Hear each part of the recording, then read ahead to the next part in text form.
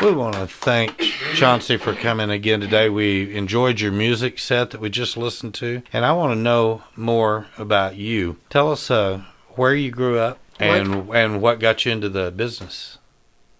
Well, I was born in Denver, Colorado, and I grew up on the southeastern plains, pretty close to Oklahoma and Texas. We were about 3 hours from Amarillo and 3 hours from Colorado Springs. So, and what was the name of the town? It was Pritchett, Colorado was the closest town, but there was no town where I grew up. I drove about 36 miles every day to go to school, and we had a Suburban.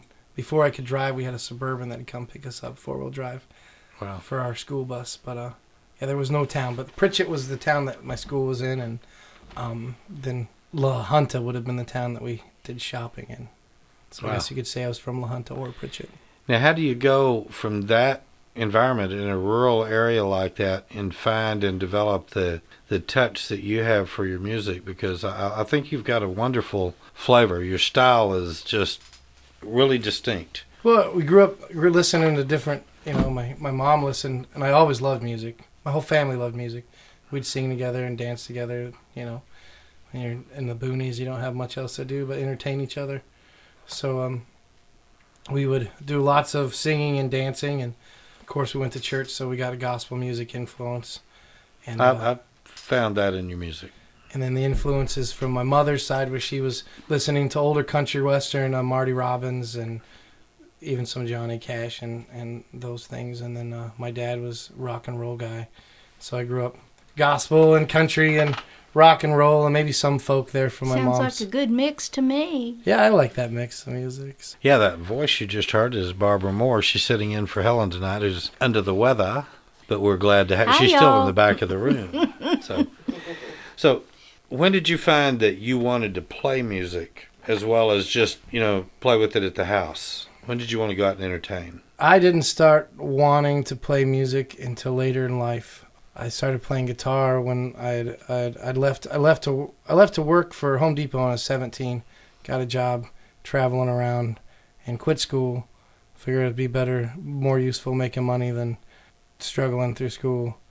And I think I was probably about 23. I'd been messing with the guitar most of my life. I'd bought a guitar when I was in high school and played with it, taught myself chords, and kind of messed around with it a little totally bit. Self-taught. Yeah, so I was about 23, 24, and I knew some chords and a few songs, and I was talking about a place in Manitou, Colorado, as a matter of fact. Yeah, we were talking about it. And I walked in and saw an open mic, and my buddy Joe Johnson was playing open mic, and there's a bunch of cute hippie girls dancing and paying attention to him, and I was like, I kind of want to make cute hippie girls dancing. And I'd always sang, and people always told me that they liked my voice, so I thought maybe that I could sing.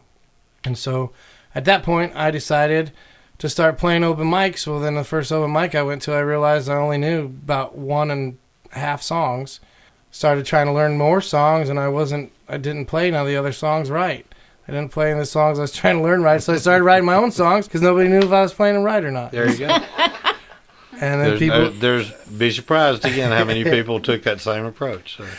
So and then people started telling me that they liked my songs and asking me if I had them on a CD, and so then I made a CD so people could get them. Cool. You had mentioned that your family environment there, growing up in the small town. You have siblings? Yeah, I have 3 siblings I grew up with, and my oldest sister passed about 4 years ago. And then I have my 2 sisters that I grew up with, and then my parents also adopted 2 boys and 1 girl. So they were adopted after I left, but they're still my siblings. And are they musical? My oldest sister who passed wrote a lot. She was very poetic. She has lots of poems that she wrote, and she could sing and play piano. But none of them ever really pursued it much more than doing a church special. My mom used to make us do church specials all the time, like sing in front of the church, and we all hated it. But it got you to learn how to do it, though. Yeah, it did. It taught us how to sing, Your words and your music, I really enjoyed listening to what you had to say. Do you ever find it hard whenever you're in front of a bunch of people who aren't listening to you? I think maybe sometimes I get a little bit mad and a little bit irritated and make a joke about what somebody's wearing or how somebody's acting. Or a lot of times I call them a bunch of drunks because usually they are when they're not listening to. So it's irritating. But at the same point, that's when we were talking about the move to Florida and stuff. It's been a good humbling experience too. At the same point, I do what I do because I love it. And you met our friend Susan. Yeah. Hammonds. Yep. And for every 10 people that don't listen, then there's the 2 that do, and those are the ones that matter, and that's what I got to remind myself. Well, is there any certain place where you'd really like to play? That any environment like this in quiet venues. I mean, campfires will always be my favorite place to play in the whole world. That's always that's where I started writing. It's where I just started when I just started showing up at people's parties all the time, playing guitars, and I think sometimes people were like, "Oh gosh, it's this guy again with his guitar." But I always love playing campfires, and any venue, any listening room is always my favorite place to play. Because people actually listen. They do, and I hope you find a lot more because you've got something to say and people need to hear it. It's going to get lost in a bar. Another thing on that point though too is I've spent a year now playing at a little bar called Tapworks where they don't do any other live music, but the owner heard me play and he's like, "You can play every Friday, and we're gonna hire you to play every Friday." Now where's that? It's in Fort Walton Beach. Okay.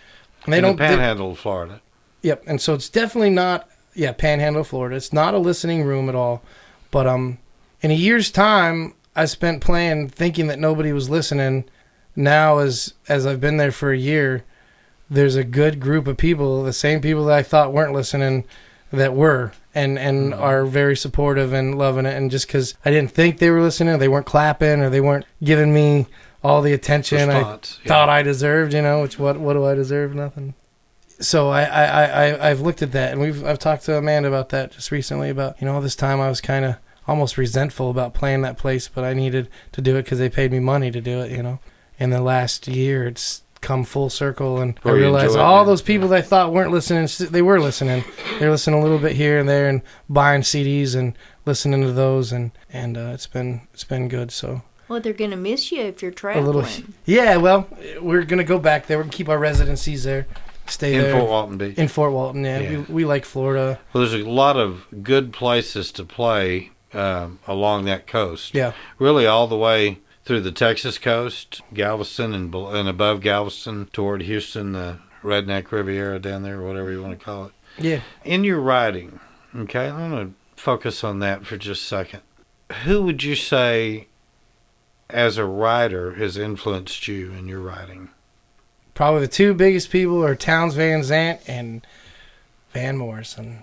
I love those two. Those are 2 great choices. Great ones. Very separate, but I love the way both those are. I love the way Townes is so honest and brutally honest, to the point. And descriptive, which is what made him so good. Maybe you shouldn't have said that, especially in that day and time. Maybe you shouldn't have said that. And then Van Morrison, I just love that melody, all those melodies. So I'm the same way. I'm a big Van Morrison fan. Yeah. Find myself easy to sit around in the evenings and play Van Morrison songs.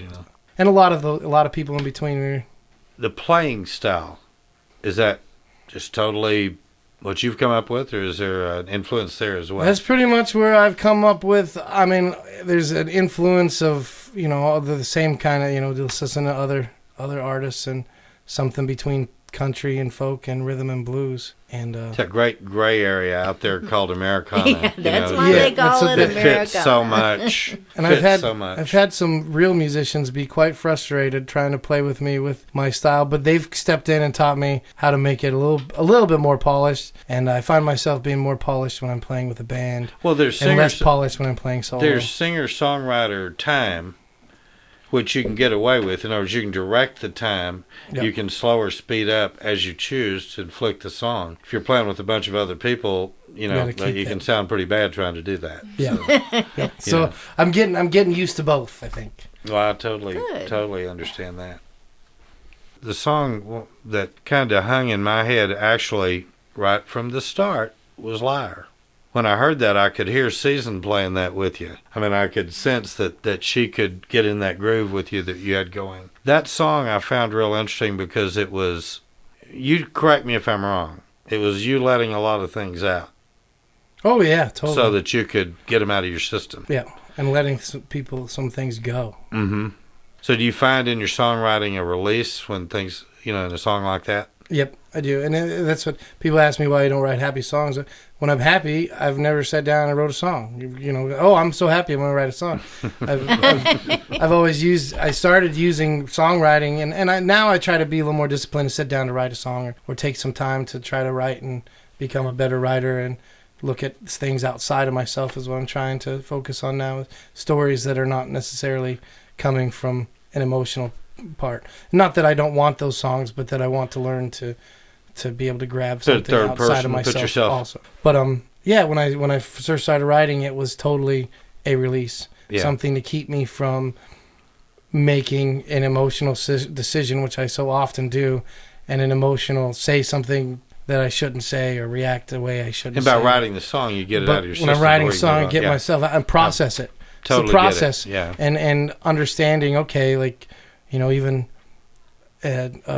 looking at somebody else's side of the story and understanding why they did what they did and why they said what they said, or why I should respond this way as opposed to responding another way that maybe not as appropriate. Well, I think being able to voice your emotions like that is really a gift. It's a release, for sure. I think it's part of your gift to give to people. And I think if you're the kind of guy that can shed a tear without much effort, like I am, there's nothing wrong with that either. When it's time, you just need to do it, and that gets that out of your system too. It does. That's hard to hold back, boy. If you hold it back, you find yourself on an emotional roller coaster. Yeah. So I don't think there's anything wrong with shedding those tears and that emotion at all. So where would you like to be 5 years from now musically? My goals are to be self-sustaining as a musician, and I would love to. I'm getting ready to start a family, and my wife and 2 cats. And I'd like to be able to support my family, and we don't need a whole lot, but just self-sufficiency and whatever that includes. I've always talked about wanting to be playing a lot more festivals than bars. And when we're talking about playing more listening rooms than bars. Gear that way. And that's where your music really belongs. I mean, I can understand you getting away in a bar on the Gulf Coast if you carve out the right spot. I get that. But your music is deeper than a bar. Yep. In my opinion. Thank you. So, and I like that about you. I like that about the emotions that you show and everything about it. I mean, man, I'm a fan. I'm a big fan. Well, thank you. And that's what this first tour is kind of about. I mean, this is Amanda showing that she believes in me and she helping does. her put it together. She totally sold me. I've taken chances 3 times this year on somebody that we didn't know anything about. And it's you and a group from New Zealand. Who were fantastic. And a girl from Sweden who was fantastic. Yeah. Well, thank you for taking a chance. We're hitting home runs here, guys. I like this. I think so.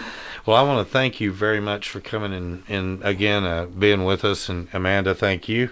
You do a marvelous job. I call it fronting him, but really setting things up for him, because as an artist, it makes it a lot easier if all you got to do is go through the motions and you don't have to do all this stuff. Well, I'm horrible at scheduling and trying to tell somebody you're good enough, Promote. Trying to sell yourself. It's hard to talk about yourself sometimes. She's great. Oh, no, she's really good at that. She is good.